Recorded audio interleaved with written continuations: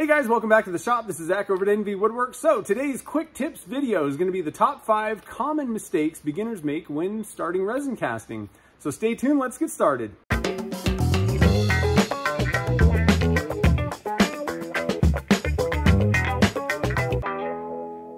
Alright guys, so top 5 common mistakes that I see people make when they start resin casting. I get a lot of comments, emails, questions asked of me, what happened to this? Why didn't this work? And I've kind of boiled it down to, I'd say like 90% of the time, it's these 5 things, these errors that people make that cause issues. So let's get started. They're not in any, specific order or anything like that, but let's start with number 1. All right, so number 1, what I see a lot of people do is they buy resin and just start mixing it.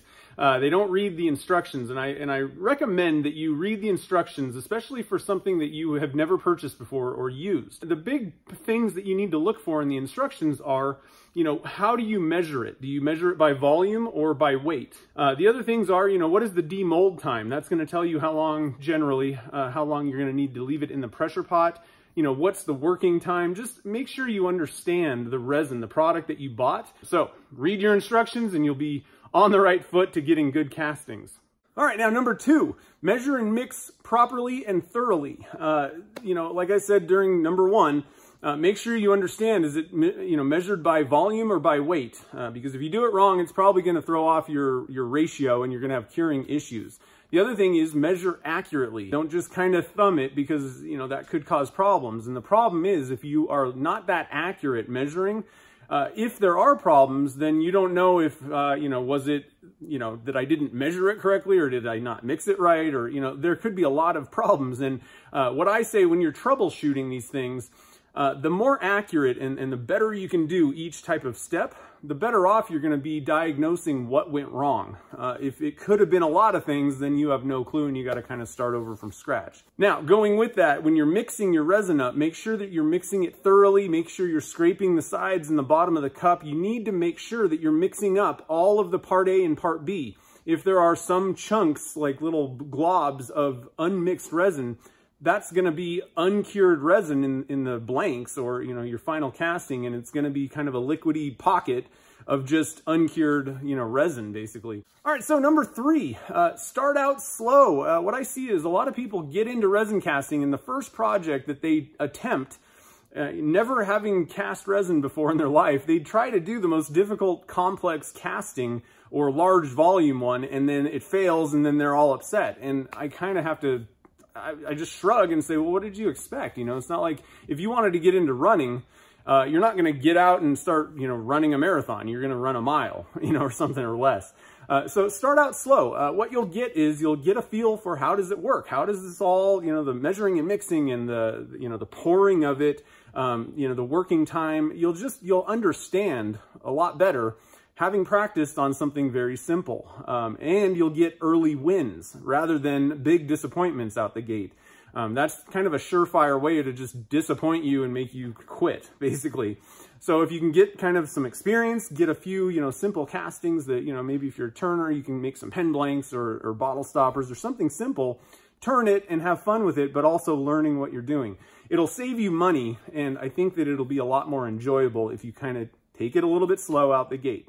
Now, number 4, what I see a lot of people do is they try to make these gigantic castings and they pour it all at once, and they don't understand that most of the resins out there can't handle like really large volumes poured all at once. They're going to overheat.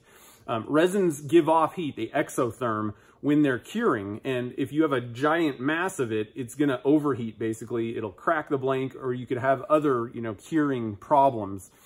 There are some resins that are out there that can be poured in large volumes. The Alumilite Clear Slow Set is probably the most widely known and used. You can pour really gigantic blanks with that and not worry about it overheating because it was formulated to pour large blanks. There are some other brands out there, you'll have to kind of do some research to find other ones if you want to use that and make bigger blanks. But Alumilite Clear Slow Set is probably what I would recommend just using because everybody kind of knows it works really well. Now, if you don't have a resin that can be poured in large volumes, you can also do multiple stage pours. So, find out how much can you pour either in the instructions or maybe contacting the manufacturer or talking to other people that do it. You can pour a little bit, let it kind of cool off, then pour a little bit more and, you know, keep going, and eventually you'll get a large blank.